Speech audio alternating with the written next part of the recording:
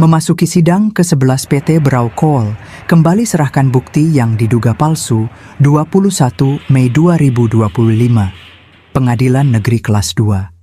Tanjung Redep, Kabupaten Brau, Provinsi Kalimantan Timur, kembali menggelar sidang ke-11 soal sengketa lahan, kelompok tani usaha bersama Maraang, Poktan UBM dengan PT Brau Coal.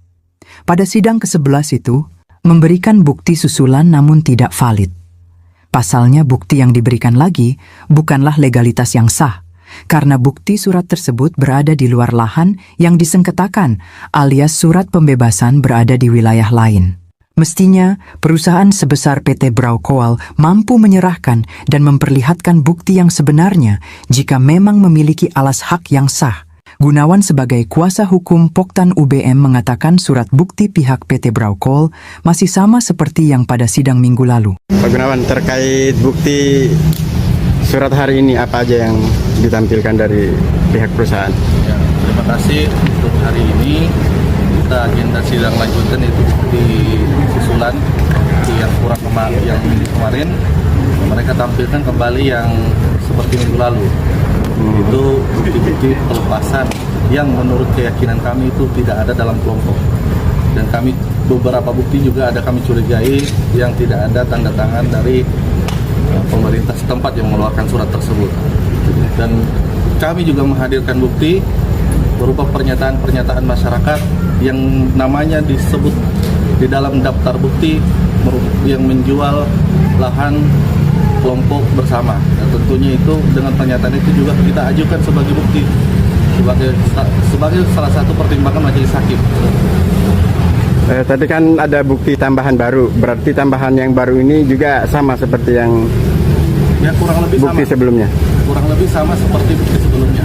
Jadi tidak ada relevan dengan bukti dengan isi perkara yang kita saat ini laksanakan. Oke, sudah kan? Para pernyataan lahan pribadi dan kami juga menyajikan sebagai bukti di dalam persidangan, dan jelas-jelas dikatakan dalam perjanjian jual belinya itu adalah lahan pribadi. Sekali lagi itu lahan pribadi, bukan lahan kelompok bersama, seperti itu. Jadi untuk tanggal 28 ini Pak, bagaimana kelanjutannya sidang? Nah, kami tadi sudah menyampaikan ke majelis hakim bahwa kami mempersiapkan 3 saksi untuk pertama. Untuk sidang selanjutnya masih kita persiapkan karena belum kita pastikan untuk kesiapan saksi selanjutnya seperti itu.